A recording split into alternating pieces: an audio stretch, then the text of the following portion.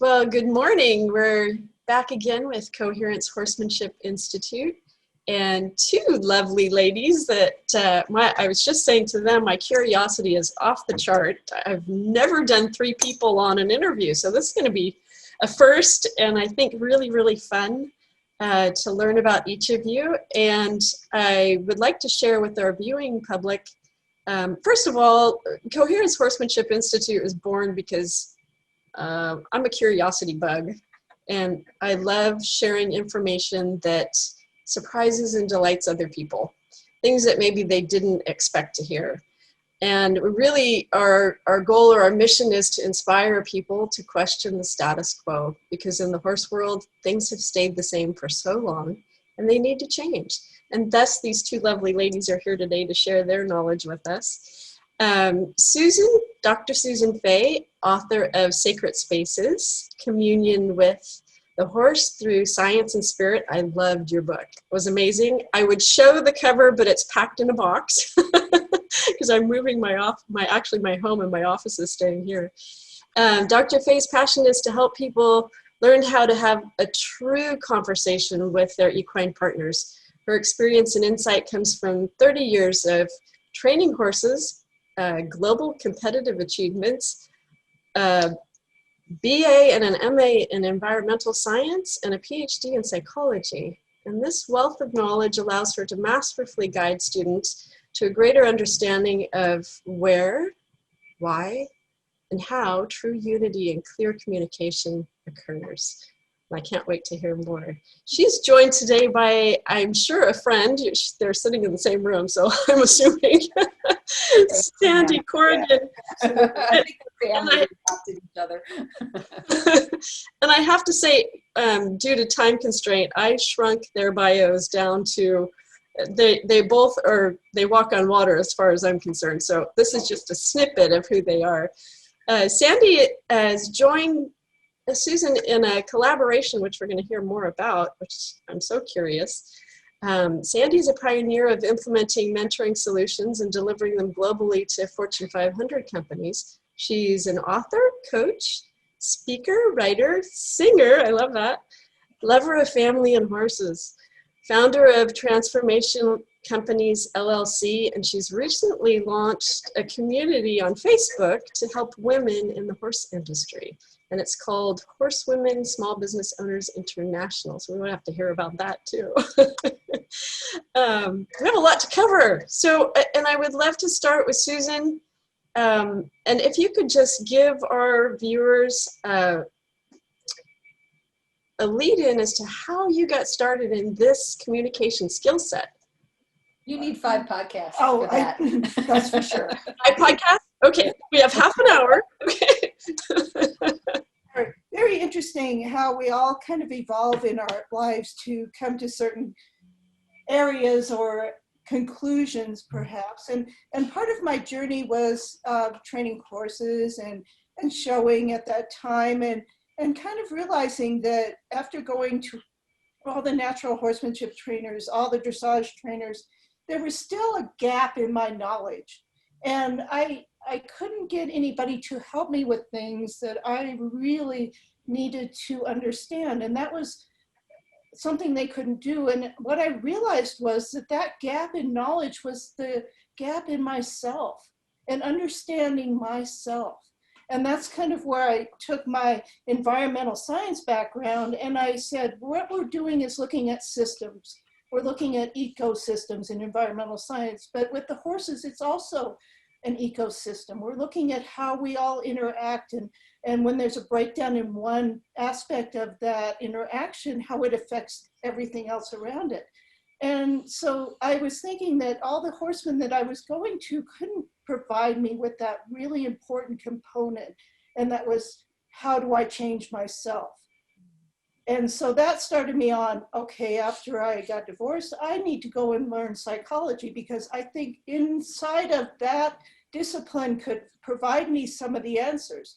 However, as I got into that, it took me to way more places than I ever imagined. And I got into the neuroscience, the understanding how we learn, understanding how horses learn.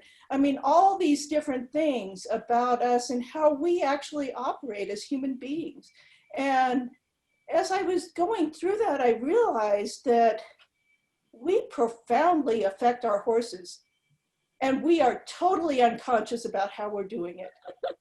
And that's part of the communication. We can have people say all these different things, do this technique, do that technique, and then your horse will do this or that. But we can count the number of times that we did exactly what they said as far as a technique, and it did not work.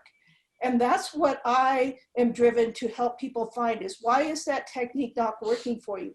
And it really relates back to what is happening and what are you saying unconsciously to your horse that you don't even know, but he's picking up on.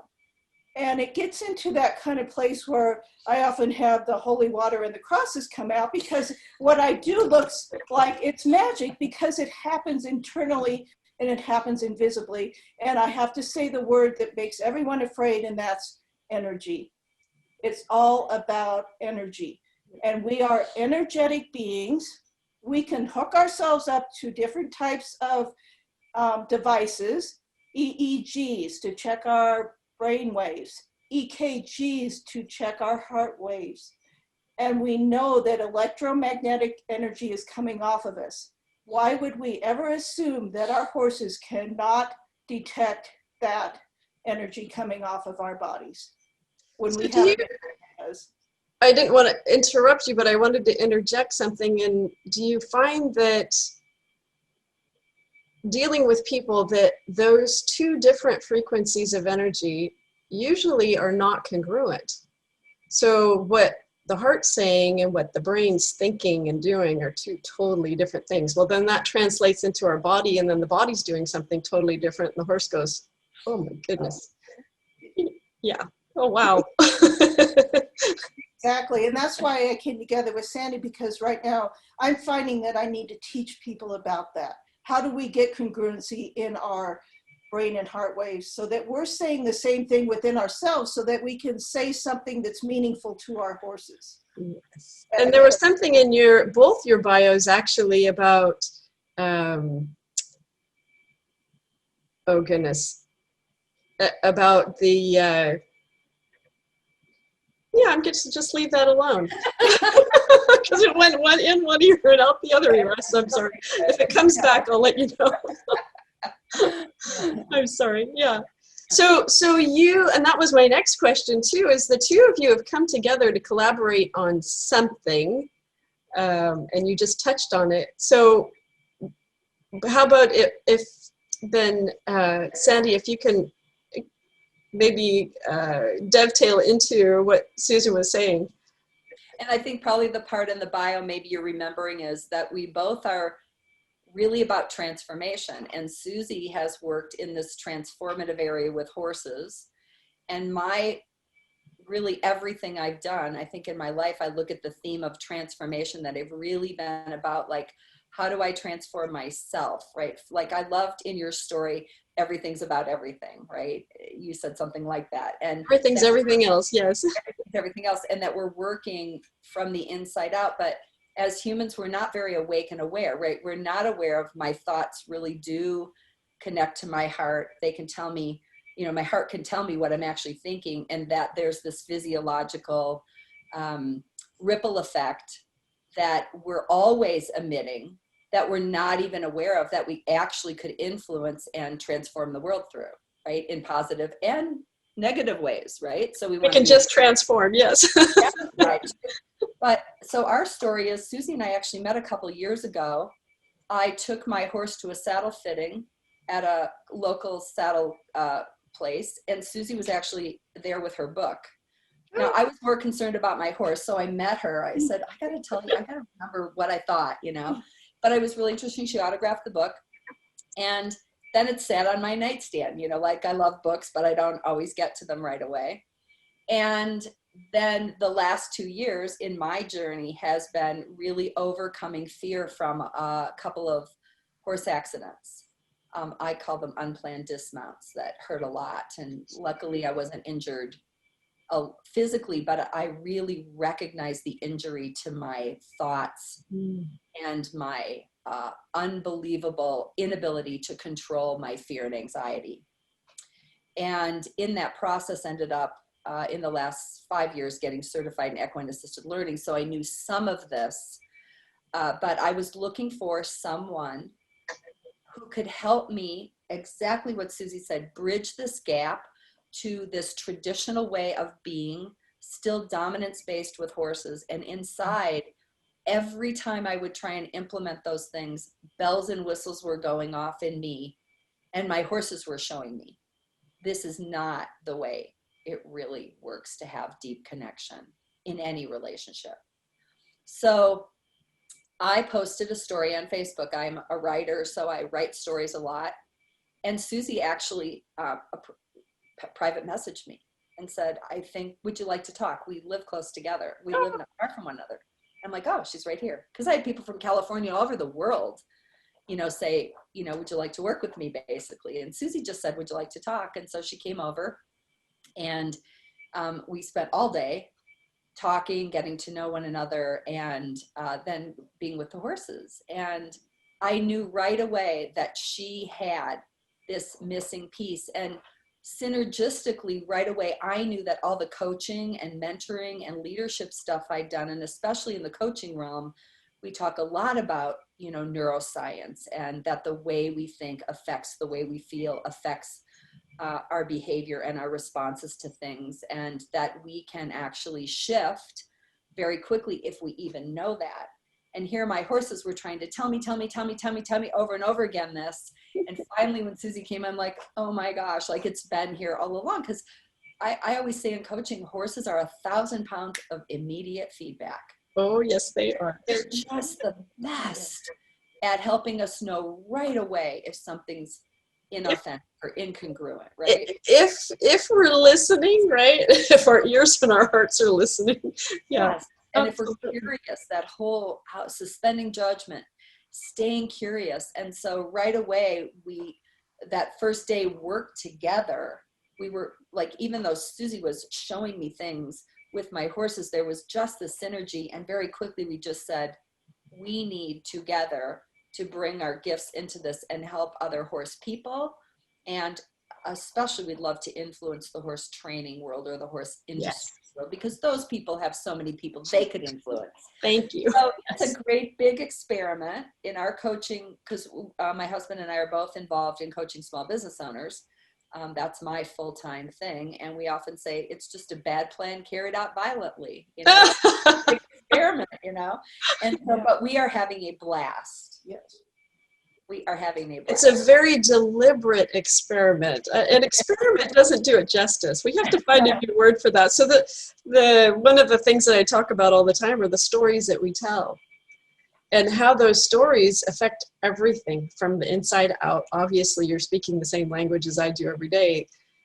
If we're telling ourselves that story, and we're going to be living that story and experiences. So an experiment, it's not an experiment. You're delivering to the world these amazing gifts that are so needed in this time and space, and the understanding that goes along with that, and the processes that people connect to that they feel that are really important, that they have to do things a certain way in order to achieve something. And hopefully there's some latitude to how that's delivered. So maybe they don't get in that space that I call in a box, right? Where they only allow. I guess the reason I like the word experiment is I think there's a freedom for people to practice something different. Oh, yes. Practiced. Yes. So when we use the word experiment with our students, all of a sudden they wake up in a different way. They are like, oh, I can experiment, instead of it's a rule. Yes. Always do it this way. So that's what, There's a right and a wrong if you do it a certain way. Yes. Saying, tell your horse a story today. Yes. And see how the horse responds and what do you notice. And so that's what I mean is that creativity, that intuition. Einstein, said the best gift was not cognition, it was intuition. Yes. And so we're loving bringing people into and we're learning. Mhm. You know, we're learning from them as well. So I I I understand that it's an experiment, and I understand that you're changing just by the meeting of the two of you and the joining of your forces and your understanding and learning and teaching. You're changing the horse world, and my prayer is that it's the horse training world that we can get rid of that one word in there, and have it be more communication and Susan, your word, communion, which I thought was really beautiful because it's not used. That it's just not something I think that people are familiar with. So if you could touch a little bit about on what that means to you, I think that would be really important for people to hear. Exactly. I was very deliberate in the words that I chose for my book and the title that I chose for my book, because I think especially in the natural horsemanship world that I came up through, we had this promise of you'll get better connection with your horse. Well, what I'm seeing now as I talk to equestrians, and the very first thing they tell me is that I want a deeper bond and better connection. So something failed in that, because if we think about connection versus communion, connection, I'm connected to Sandy right now. Does that mean she necessarily listens to me or does anything I say? No. And when I thought about what they're really asking for is not connection, they're asking for communion, mind, body, soul connection. And that's where communion comes. And communion to me is also sacred. It's a place where I'm going to trust you, you're going to trust me, and it's going to be us together. And I'm not going to deceive you or do something not in your benefit.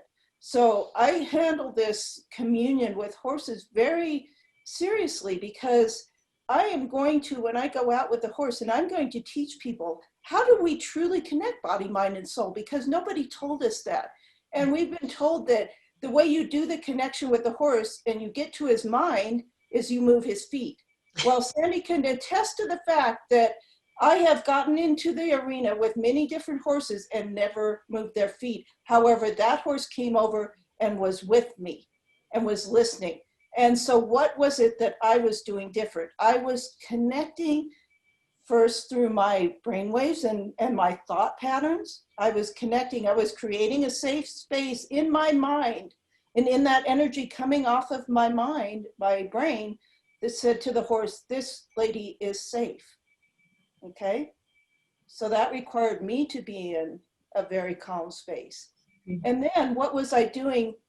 Because we have that heart brain also, I'm saying, what is my contribution to this energy field around us that I'm going to include this horse in, and how is that energy coming and being interpreted by the horse, and what can I do to change that and make that horse actually come into that space and want to be? Because the heart creates electromagnetic energy. So if we think of magnetism, we're bringing them to us. Okay. We become the cookie, Susie says. Yes, become your horse's cookie. And it happens, or the carrot or right. apple or the clicker. Right. And so there are no gimmicks. We have no gimmicks. We have nothing that doesn't exist within us already that can't help us get that horse to connect and then commune with us. Okay. And that's the gist of this project that we're doing now, is like taking bits of the book and really going into it and saying, this is how you do it. This is what we do to create these different energy fields around us, so that the horses, number one, can feel safe. Because what does a horse look for in a relationship? Safety. They don't look for somebody. Yeah. Number one is, are they safe? Are they consistent? Can I count on that person to be consistently safe? And when we can control our thoughts and our emotions and create a very consistent energy field around us, the horse goes, I know that person, they're safe.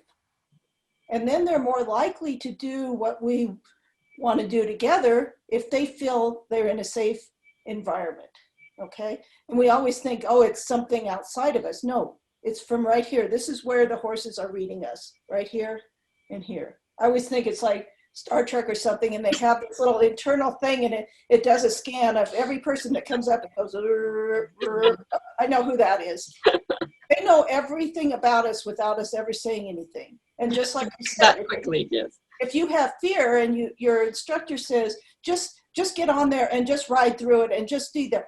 What do you think the horse, what are you signaling through your brain and your heart and the electrical activity coming off your body? You're signaling to that horse that it's not safe. Something is to be feared. And so they get anxious, and then the feedback loop begins, that each of you are feeding off the fear of the other. And so, you know, the horse, like you said, knows whether you're congruent or not. If you're just up there saying, I'm okay, I'm okay, I'm okay, and you're not, the horse is going to know it for sure, because your body, the physiology, your muscles will be tenser, you'll breathe different, you'll think different. Everything is different when you're in that state. And so what I'm trying to help people work toward is when we're with a horse, it's like when I think back of the analogy of my dad when I learned to drive. He's like, you must look in the rearview mirror every 2 seconds, or, you know, he had this rule. Check all the mirrors. So he would be checking, did you look in the mirror? Do you know where you're at? Do you know what's around you? And I think of this too when I'm working with people and something's not going quite right with the horse, and you can see tension coming up in the horse or something not being communicated. We will stop and say, look in your rearview mirror. But that's really look at your internal self. What is going on inside of you at that moment when things didn't work out? Because that brings your awareness to go, oh, instead of thinking it might be the horse's fault every time something goes on, very first thing I'm going to do is instantly look at myself and what was I thinking? What was I feeling? How was I breathing? You know, all these different things. So it's just an awareness. And I think it really helps us become much more present.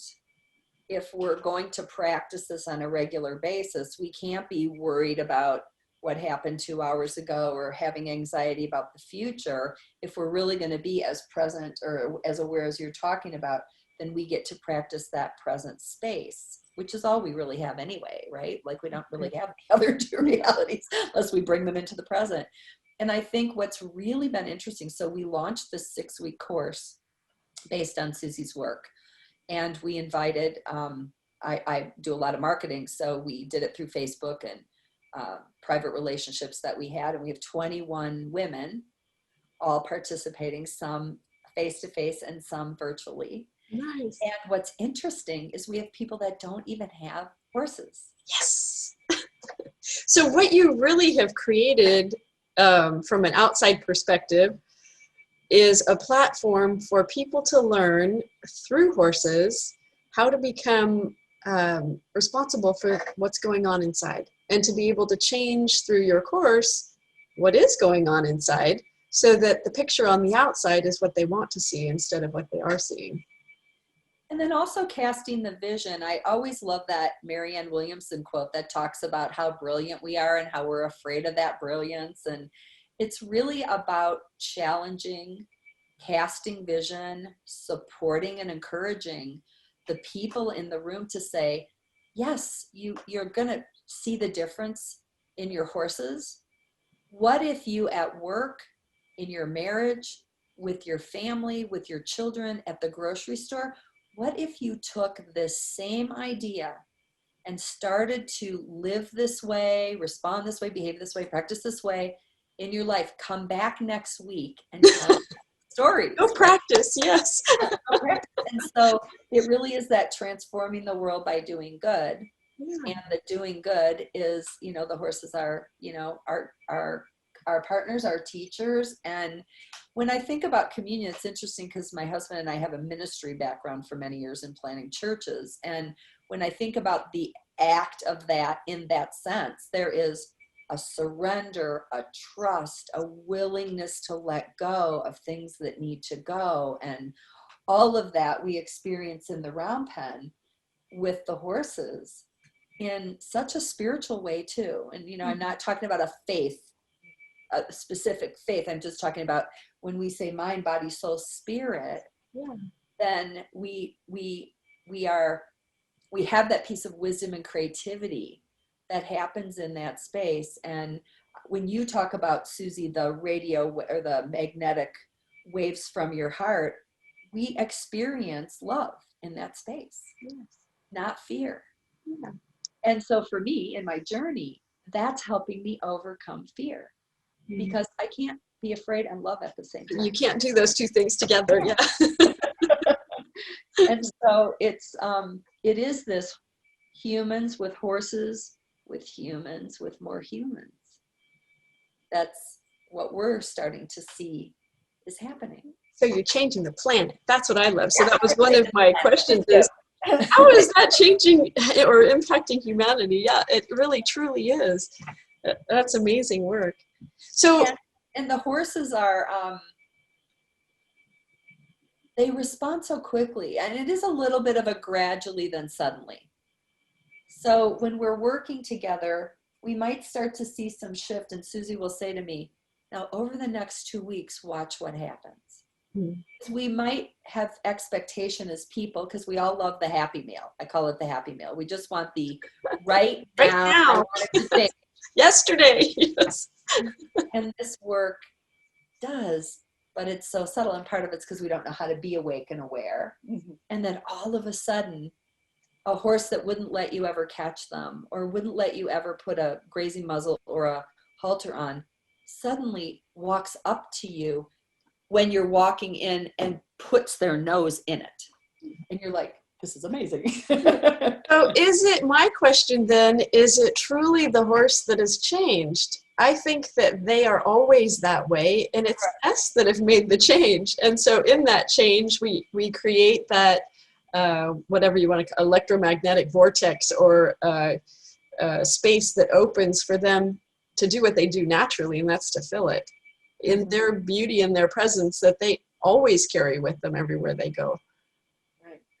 Talk a little bit about the trauma in horses that we're seeing change through this, because I think that is where we do see change, that they can become naturally who they become. Right, and that's the other aspect of a lot of the work, is I'm getting into it because I had my own horses, and so I raised them and I treated them a certain way, and I was very careful about how did I teach them something, and to know that I could push them up to a place where they started to get a little bit of anxiety or something, and then back off and go, I'm safe, it's safe. I'll let you say that you can experience that little bit, but I'm the safe place and I'm gonna take you here. And what they're learning there is self-confidence, and like, I can handle something, but you don't introduce the trauma all at once.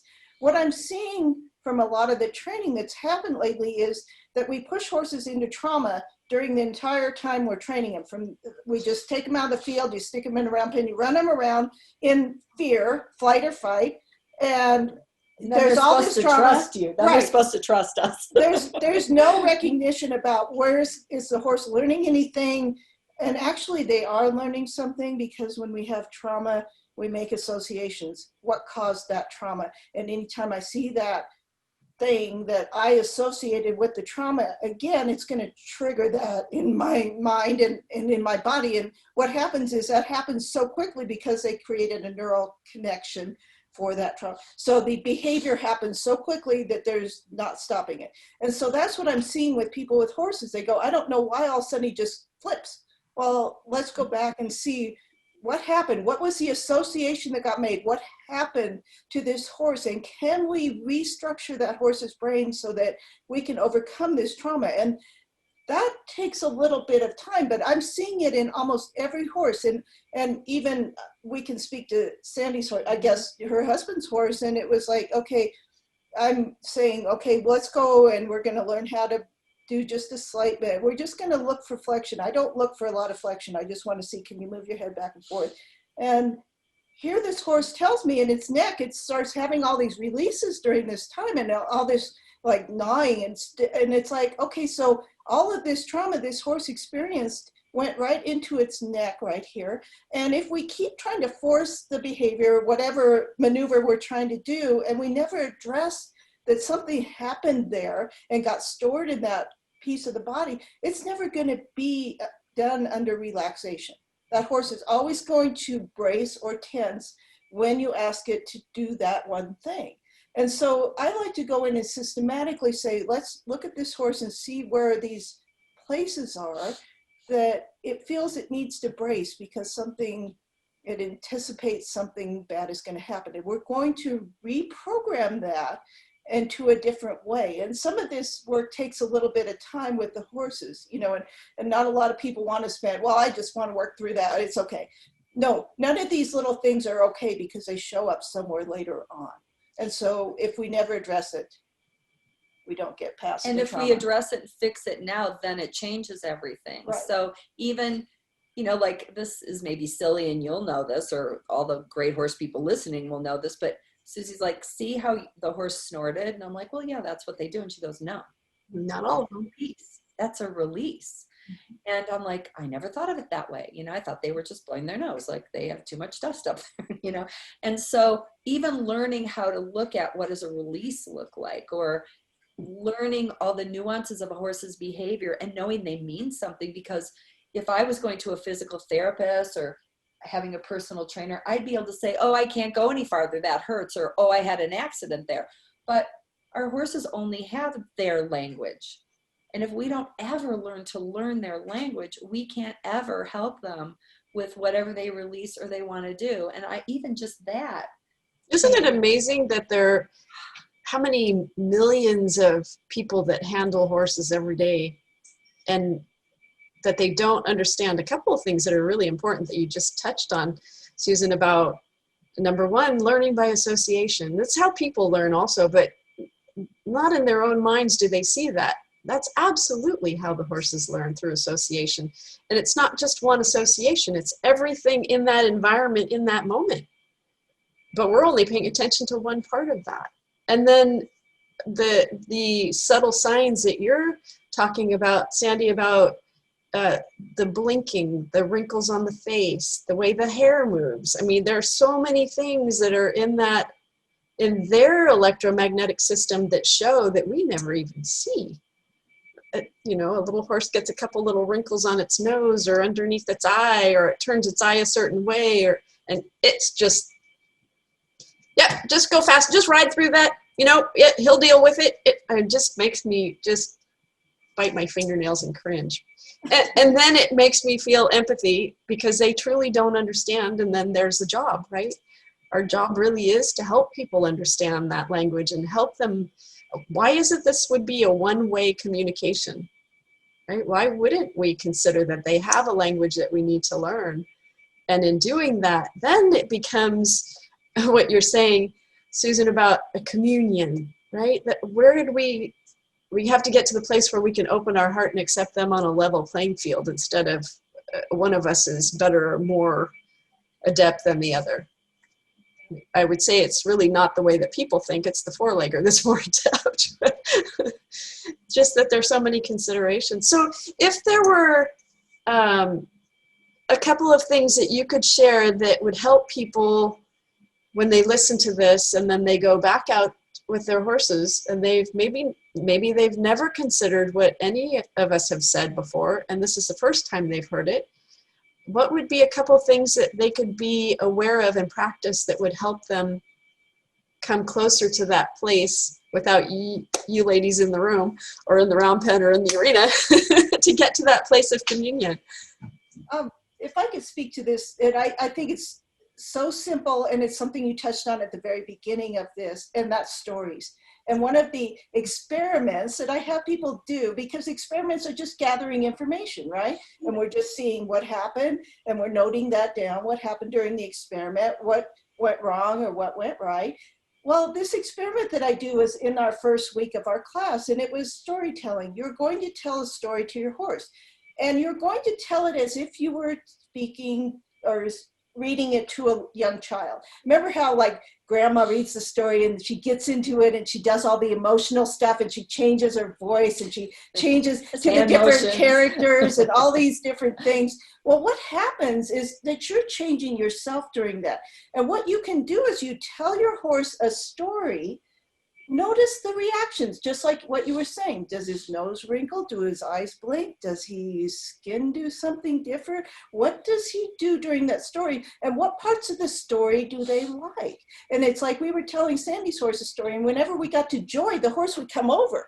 And it's like, oh, well, let me note that down in my experiment. This horse likes when I create an emotion of joy.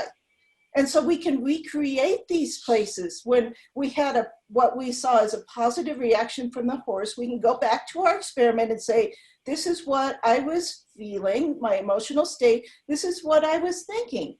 And this is what happened when the horse saw that, because all this changes our electrical activity, right?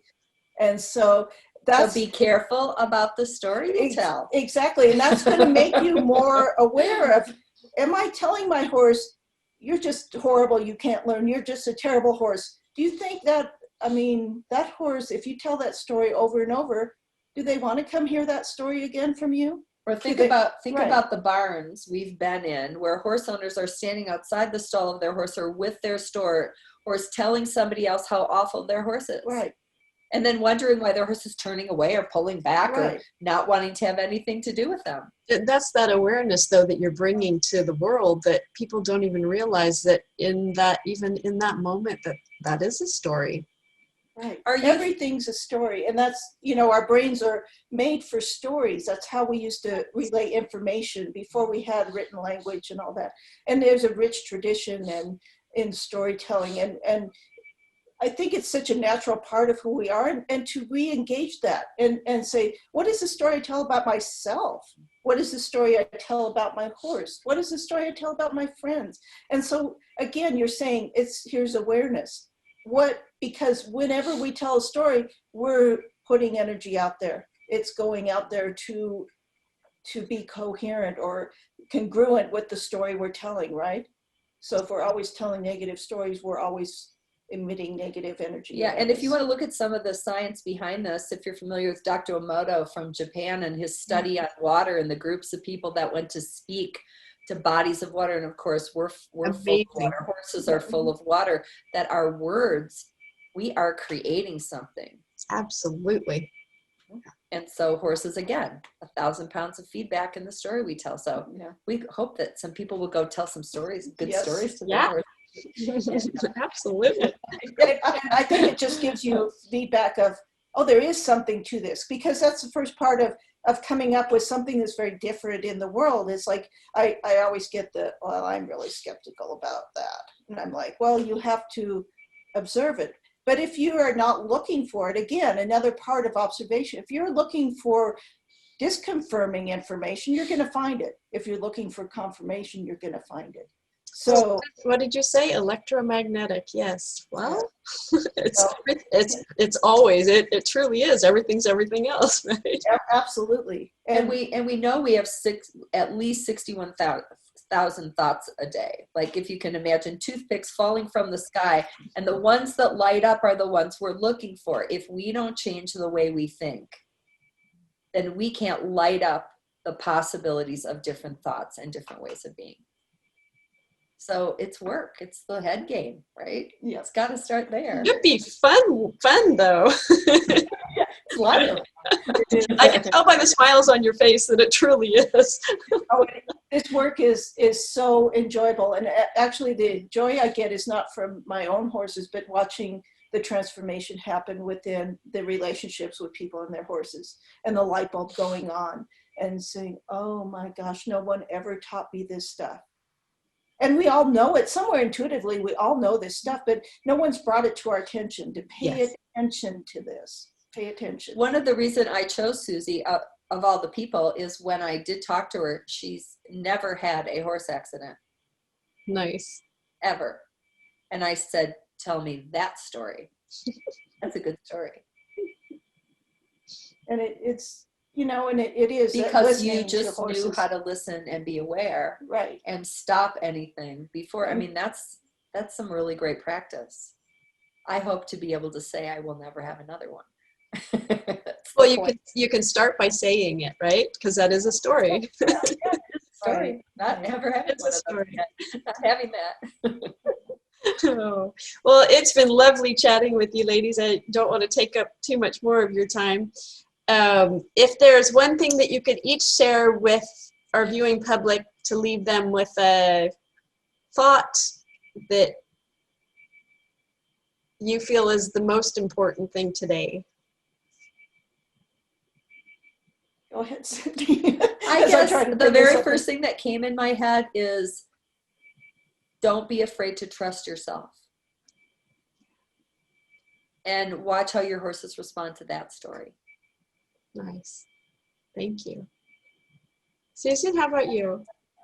I'm just saying it's just what I would want people to do, and the way I'm trying to live my life is like, just be aware of what you want to say to the world. And you're saying it not through your words, but through the energy you're giving off. And that's what I would want to say, because it comes back to you one way or the other. It definitely does.